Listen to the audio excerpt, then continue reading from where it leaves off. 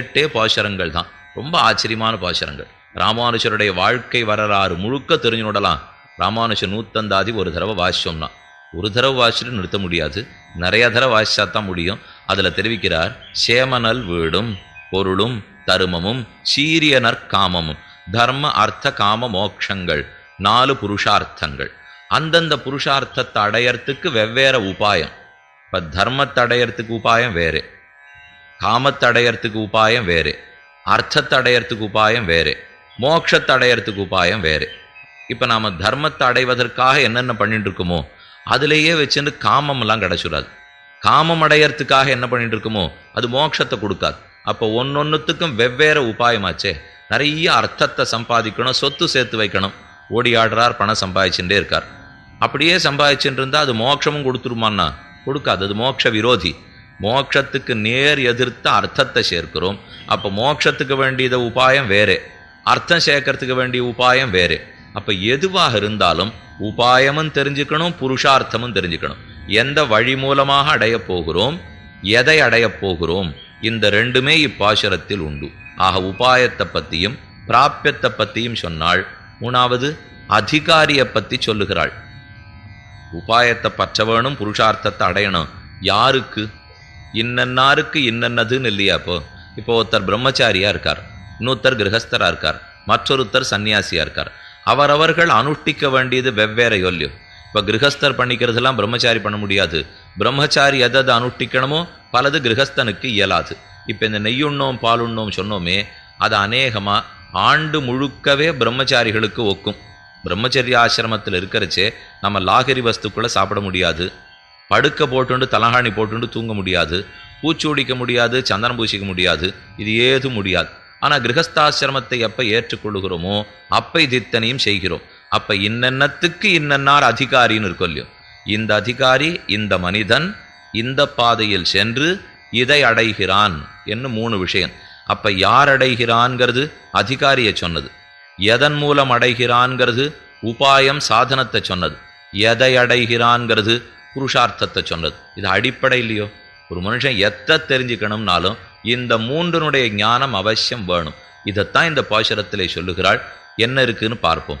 நாராயணனே நமக்கே பறை தருவான், நாராயணன் தருவான், பறை தருவான், நமக்கு பறை தருவான்.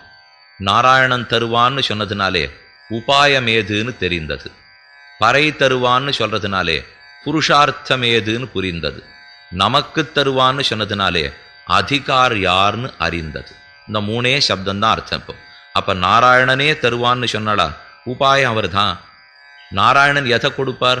பறை கொடுப்பார். பறைங்கிறது தான் புருஷார்த்தமாகிற கைங்கரியம். அப்போ கைங்கரியமாகிற பறையை கொடுக்கிறார், அதை நாராயணன் கொடுக்கிறார், நமக்கு கொடுக்கிறார். நாம்ங்கிறது சரணாகதர்களான அதிகாரின்னு அர்த்தம். அப்போ இந்த பாசுரத்தின்படி யார் அதிகாரி? இந்த மார்க்கத்தில் பிரயாணம் பண்ண வேண்டியது ஒரு சரணாகதர், அவர் தான் அதிகாரி. சரணாகதி பண்ணவர்களுக்குத்தான் இது கிடைக்க போகிறது. சரணாகதி பண்ணவர்களுக்கு எது கிடைக்கும்? பகவானுக்கும் பிராட்டிக்கும் கைங்கரியம் பண்ணுகையாகிற பறை கிடைக்கும். பறை பறைன்னு இந்த பாசுரத்தில் சொல்றது பெருமானை அடைந்து கைங்கரியம் செய்தல், இதுதான் பறை. அதை யார் கொடுக்க போறார்கள்? நாம் பிரயத்தனப்படணுமா? ஏதான ஒரு 3 வருஷம் பட்னி இருக்கணுமா? எங்கேயானு 108 பிரதட்சணம் பண்ணணுமா? இதெல்லாம் பண்ணுன்னா நம்ம பண்ணிடுவோம். அதை போல ஏதேனும் உபாயம் உண்டோன்னா இல்லை, நாராயணனே உபாயம், அவர் தான் கொடுக்க போகிறார். அப்போ உபாயம் எம்பெருமான், அவரை அடைவதிலே தான் புருஷார்த்தம். அப்போ பிராப்பியம் எம்பெருமான். யார் அடையப் போகிறார்கள்? உன் திருவடிகளே சரணம்னு பற்றினவன் அடையப் போகிறான். அதிகாரி ஸ்வரூபத்தையும் உபாயஸ்வரூபத்தையும் பிராப்பியஸ்வரூபத்தையும் தெற்றன விளக்கக்கூடிய பாசுரம்.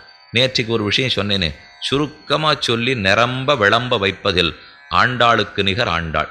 3 சொல்லுதான் இருக்கு. இப்போ நாராயணனே நமக்கே பறை தருவான்.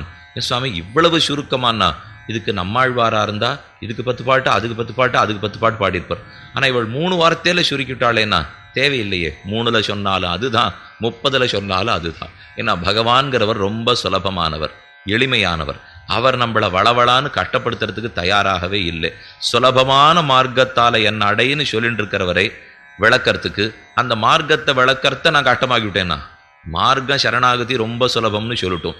ஆனால் அந்த சரணாகதி மார்க்கத்தை விளக்கற இருக்கிற நூல்களை படித்து பார்த்தா சரணாகதியே நடக்காது போல் இருக்கு அப்படின்னு நாம நினைச்சுடுவோம். அதனால ஆண்டாள் அந்த சிரமெல்லாம் நம்மளை படுத்தவே இல்லை. இதை விட குறைச்சிட முடியுமா? நாராயணனே நமக்கே பறை தருவான், நாராயணனே நமக்கு உபாயம். இதைத்தான் சித்தோபாய ஸ்வீகாரம்னு சொல்லுவார்கள். சித்தோபாயங்கிறது பகவான் தான் சித்தமான உபாயம். இதுல நாம பண்றதுக்கு ஒண்ணும் இல்லை. இப்ப நாராயணனே நமக்கே பறை தருவான்னு இருக்கோ இல்லையோ, அப்படின்னா நாம பறையை எடுத்துக்கொள்ள முடியாது, நாராயணன் தான் கொடுக்க வேண்டும்னு ஆயிடுத்து. அப்ப ரெண்டு வழி இருக்கு. நாமே பறையை அடைவது, நாராயணன் நமக்கு பறையை அடைவிப்பது. நாம் பிரயத்தனப்பட்டு பறை அடையலாம், நாராயணன் நம்மை பறைய நோக்கி அடைவிக்கலாம். அப்படின்னா இது நாம் பற்றும் பற்றுதலா, சாத்தியோபாயமா சித்தோபாயமானு சொல்லுவார்கள். நாம் பண்ணுகிற உபாயங்கள் ரெண்டு வகை.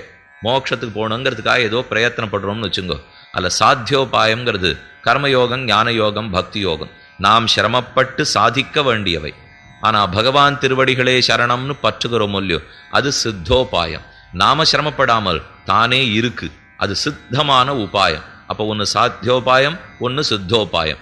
நாம கூடார வெல்லும் சீர் கோவிந்தா அன்னைக்கு வீட்டில் அடுப்பு மூட்ட போகிறோம். 27வது பாசுரம்னா சக்கரை பொங்கல் உண்டோ இல்லையோ, ராமானுஷர் அதுக்குன்னு ஏற்பாடு பண்ணி வச்சிருக்கார். மூட நெய் பெய்து முழங்க வழிவார கூடியிருந்து குளிர்ந்துங்கிற அளவுக்கு எல்லாரோடையும் சேர்ந்து சக்கரை பொங்கல் சாப்பிடணும். அது நம்ம வீட்டில் கார்த்தாலே இங்கே 7 மணிக்கு உபன்யாசத்துக்கு வரத்துக்கு முன்னாடி 4 மணிக்கு எழுந்திருந்து அது நல்லா குழைய பண்ணணும்னா சிரமந்தான். 2 மணி நாள் ஆகும் அதை கிளறிட்டு வர்றதுக்குள்ளே. வந்துட்டு அதை சாப்பிட்றது கூட நமக்கு நாழி இருக்காது. ஓட்டமாக இங்கே ஓடி வந்துடுவோம். வந்து பெருமாள் சேவிச்சு தீர்த்தம் வாங்கிட்டு உபன்யாசம் கேட்டு 9:30 மணிக்கு போனால் சூடே ஆறி போயிருக்கும். ஆனால் அதே இங்கே வரும் பாருங்க, நேரம் வரலாம், உட்காந்துக்கலாம், உபன்யாசத்தை அனுபவிக்கலாம், போய் அந்த இடத்துல வரிசையில் நிற்கலாம். சுட சுட சக்கரமங்கல் உப்பா சாத்துட்டு போயிட்டார். வீட்டில் கஷ்டப்பட்டு பண்ணிட்டு வந்தது சாத்தியோபாயம். இங்கே வந்த உடனே வரிசையில் நின்றுட்டு சுட சுட சாப்பிட்டுட்டு போனது சித்தோபாயம். அதுக்காக சொன்னேன். இப்போ சாத்தியோபாயத்துக்கும் சித்தோபாயத்துக்கும் வேறுபாடுன்னா, அந்த சக்கரை பொங்கல் நாம் பிரயத்தனப்பட்டு பண்ணது, இங்கே பகவான் பிரயத்தனப்பட்டு பண்ணி எனக்கு கொடுக்கறதுக்காக காத்துட்டு இருக்கார். அப்போ நான் பிரயத்தனப்படுவேனா, அவரை பிரயத்தனப்பட விட்டுடுவேனா? இதில் இன்னொரு சிரமம், நாம் பிரயத்தனப்பட்டு பண்ணதாக இருந்தால் அது நன்னா வருமோ வராதோ, இது வேற ஒரு சந்தேகம். ஆனால் இங்கே கண்டிப்பாக பழகினவர் தானே பண்ண போகிறார். அதுவும் திருவல்லிக்கேணி சக்கரை பொங்கல்னா கேட்கவே வேண்டாம், ரொம்பவே நன்னா இருக்கு போகிறது. அதனால் சித்தோபாயம் இனிக்கும், சித்தோபாயம் சுலபமாக இருக்கும். சாத்தியோபாயம் சிரமப்பட வேண்டும், ஒருவேளை கசந்தும் போகலாம். இது சாத்தியோபாயத்துக்கு இருக்கிற சிரமம், இது சித்தோபாயத்துக்கு இருக்கிற சுலபம். அதனால தான் நாராயணனே நமக்கே பறை தருவான்னு சாதித்தாள். அப்ப நாராயணன் பறை தருவான்னு சொன்னா போருமே, எதற்கு நாராயணனே பறை தருவான்னு சொல்ல வேண்டும்? இதுல ஒரே ஒரு வேறுபாடு தான். இந்த இடத்துல சக்கரை பொங்கல் ஆயின்றிருக்கு பாருங்க, அப்ப நான் குறுக்க போய் இப்படி பண்ணலாமேன்னு வாயை திறக்க முடியாது. அது என்ன வேணும்னாலும் நீங்கள் வீட்டில் பண்ணிக்கலாமே தவிர, இங்கே திருமடப்பள்ளியில் சக்கரை பொங்கல் பண்ணிட்டு இருக்கிறச்சே இதில் வேணால் கொஞ்சம் நெய் இன்னும் இருந்திருக்கலாமோ, இன்னும் 4 முந்திரி போட்டிருக்கலாமோ, இன்னும் கொஞ்சம் கொடுக்குறீங்களோ, எதுவும் பேச முடியாது. எப்படி பண்ணப்பட்டிருக்கோ அப்படி வாழ்ந்து திருப்தி அடைஞ்சிட்டு போயிடணும். அதே போலத்தான் நாராயணனே உபாயம்னு பற்ற வந்தால் அதில் நம் பங்கு ஏதுமே கிடையாது. அதனால தான் நாராயணன் பறை தருவான்னு சொல்லாமல் நாராயணனே பறை தருவான்னா, உனக்கும் பங்கில்லை, யாருக்கும் பங்கில்லை, அவனுக்கு மட்டுமே பங்கு. அவர் ஒருத்தரே தான் இத்தை நடத்த போகிறாரே தவிர, அதுல குறுக்க போய் நானே ஏதானே என்னுடைய பாவங்களை போக்கிக்கிறதுக்கு பண்ணலாமான்னு கேட்டால், அப்ப இத்தனை பிறவியில நீயே பண்ணிட்டு இருக்கலாமே, எதற்கு என்னிடத்துல வந்தேன்னு அவர் சொல்ல மாட்டாரா? அதனால நாராயணன் மட்டுமே தான் இருப்பர், மற்றவத்தை அவர் எதிர்பார்க்கிறது கிடையாது. இதற்கு உபாய நைரபேக்ஷியம்னு பேர், சககாரி நைரபேக்ஷியம்னு பேர். அவர் தான் வியாபரிக்கும் போது, தான் செயல்படும் போது மற்ற ஒன்றையும் ஏற்றுக்கொள்வதில்லை, எதையும் எதிர்பார்ப்பதும் இல்லை. ரெண்டுண்டு பகவானிடத்தே. நம்ம வேற ஏதானும் ஒன்று பண்ணணுங்கிறத அவர் எதிர்பார்க்கறதும் இல்லை. சரி, நீர் எதிர்பார்க்க வேண்டாம், நானா பண்றேன் என்ன, அது பிடிக்கிறதும் இல்லை. நான் பக்தி யோகம் பண்ணிட்டே இருக்கேன், அதே சமயத்துல நீர் பார்த்து எனக்கு முக்தி கொடுத்துருமேன்னா, சர்வதர்மான் பரித்யஜ்ய மாமேகம் சரணம் பிரஜ, மற்றெல்லா தர்மங்களையும் விட்டுடு, என்னையே தர்மமாக பற்று. அப்ப மற்ற தர்மங்களை விட்டு என்னை பற்றுன்னு சொல்லியிருக்கிறபடியால் மற்ற தர்மங்களையும் பிடிச்சிண்டு பகவானையும் பிடிச்சிக்க முடியாது. மற்றத்தை விட்டு அவனே உபாயம்னு பற்ற வேணும். அதைத்தான் நாராயணனே நமக்கே பறை தருவான், அவன் ஒருத்தனே தான் கொடுப்பான் அப்படின்னு நம்பி நம்ம போயிட்டோம்னா, ஒருவேளை அவரால் முடியாத போயிட்டா, இப்போ நாம் ஒரு இடத்துல என் பிள்ளைய கொண்டு போய் நான் ஒரு பள்ளிக்கூடத்தில் சேர்த்தாகணும், இல்லை கல்லூரியில் சேர்த்தாகணும். எதோ முயற்சி பண்ணி பார்த்தேன், அது ஒன்றும் மதிப்பெண் சரியில்லை, அதனால் சரியாக கிடைக்க முடியலேன்னு வச்சுங்கோ. அப்படின்னா அரையோத்தரை போய் பிடிச்சிக்கிறேன், நீர் பார்த்து எனக்கு ஏதானும் வாங்கி கொடுத்துரும்னுட்டு நமக்கு உள்ளூர ஒரு குறுகுறுப்பு இருக்கும். இவர் சரியானவர் தானா, வாங்கி கொடுத்துருவரா, இல்லை இவரையே மொத்தமாக நம்பிட்டு ஒருவேளை இன்னும் இவர் கை விட்டுட்டாருன்னா நமக்கு என்ன பண்ணுறதுன்னு தோணும். சரிங்கிறதுக்காக இன்னொருத்தர் இடத்துல சொல்லி வைத்தா அதுலேயும் சில வம்பு வந்துடும். ஏன்னா இவர்கிட்டையும் சொல்லி வச்சு அவர்கிட்டையும் சொல்லி வச்சு இவர் பேசி அவர் பேசி என்ன நம்பிப்புற நம்பிக்கை இல்லாமல் இன்னொருத்தர்கிட்ட நம்பினியான்னு அவர் தப்பாக நினச்சிட்டு 2 பேருமே விட்டாலும் விட்டுடுவா. இதே போலத்தான் இந்த சரணாகதியில் ஒரு சிறு ஆபத்து உண்டு. ஏதெனில் பகவான் இன்னொருத்தரிடத்துல நாம் போனால் அவருக்கு பிடிக்க போகிறதில்லை. ஆனால் நம்ம மனசுக்குள்ள ஒரு சந்தேகம் இருக்கும், இவர் பண்ணிடுவரோ, இவரை பற்றி இருக்கிறோமே, இந்த நிச்சயமாக காரியகரமாங்கிற சந்தேகம் இருக்கும். சந்தேகப்பட்டாலே அவர் காரியம் பண்ணுறதில்லை. சந்தேகப்படாமல் இருக்கிறதுக்கு நம்மால் முடியறதில்லை. நாம் சந்தேகப்பட்டுட்டே தான் இருக்க போகிறோம், பட்டா அவர் காரியம் பண்ண போகிறதில்லை. அதுக்கு தான் ஆண்டாள் நாராயணனே. யாரை பற்றி சொல்கிறேன்னு புரிஞ்சுக்குங்கோ. யாரோ வாசல்ல போகிறவரை உபாயம் நான் சொல்லவில்லை, காபுருஷன உபாயம்னு சொல்லாமல் புருஷோத்தமனான நாராயணனே நமக்கே பறை தருவான். இவர் கண்டிப்பாக நமக்கு பறைய கொடுத்துருவருங்கிற நம்பிக்கை வருவதற்காகத்தான் நாராயண சப்தம் பிரயோகப்படுத்தப்பட்டுள்ளது. நாராயணன்கிறது ஆரென்னால் பிரம்மேதிவா சதிதிவா ஆத்மகிராதவா தத் நாராயண ஸ்துதி மகோபனிஷத் பிரவீதி சௌபாலிகி பிரபிருதையோப்யனுஜக்முரே நாம். புறத்தாழ்வான் வைகுண்டஸ்தவத்தில் ரொம்ப ஆச்சரியமாக தெரிவிக்கிறார்.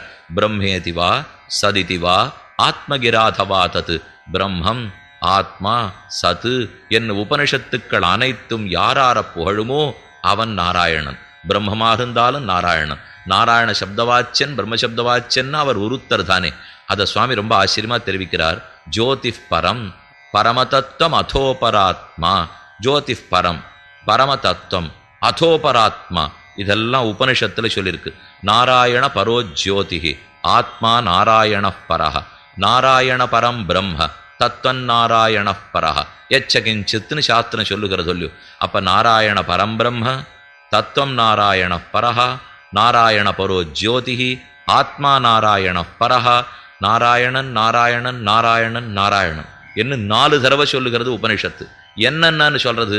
நாராயண பரோ ஜோதிஹி பரமமான ஜோதிஸ் நாராயணன் தான் ஒரு அர்த்தம்.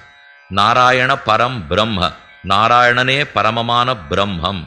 நாராயண பரோ ஜோதிர் ஆத்மா நாராயண பரஹ பரமமான ஆத்மா நாராயணன். நாராயண பரம் தத்துவம் தத்துவங்களுக்குள்ளே பரமமானவர் நாராயணன்.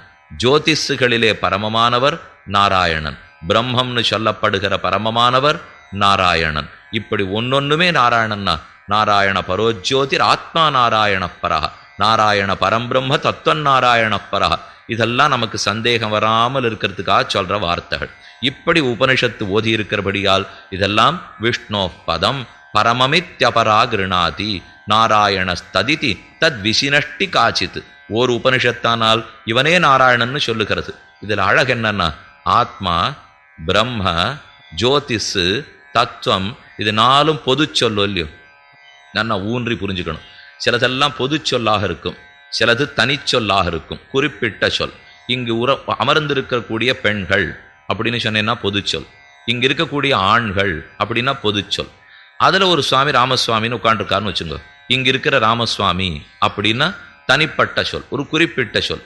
இங்கே இருக்கிற ஆண்களை கூப்பிடுங்கோன்னு சொல்லிட்டு ராமசுவாமியை கூப்பிடுங்கோன்னு சொன்னால் அப்போ அந்த ஆண்கள்ங்கிற சொல்லி எதில் போய் சேரும்? நான் முதல்ல ஆண்களை கூப்பிடுங்கோன்னு சொன்னேன், எல்லாரும் எழுந்திருந்தா இல்லை அவரை ராமசுவாமி அவரை கூப்பிடுங்கோன்னு சொன்னால் அப்போ அந்த ஆண்கிற சப்தத்துக்கு அர்த்தம் ராமசுவாமின்னு ஆயிடும் இல்லையோ. இப்போ மற்ற பேர் ஆண்கள் அல்லன்னு அர்த்தம் அல்ல. ஆனால் ஒரு பொது சொல்லை தனிச்சொல்லிலே கொண்டு போய் சேர்த்து விட்டால் அப்போ இந்த சொல்லுக்கு இனிமே அர்த்தம் அதுதான். ஒரு 10 மாணவர்கள் அப்படியே போயிட்டு இருந்தா, இந்த மாணவர்களை கூப்பிடுங்கன்னு எனக்கு எல்லாரையும் கூப்பிடணுங்கிற ஆசை இல்லை. அதுக்குள்ள ஒருத்தன் கொடை பிடிச்சின்னு போயிருந்தான். அவனைத்தான் எனக்கு பார்க்கணும்.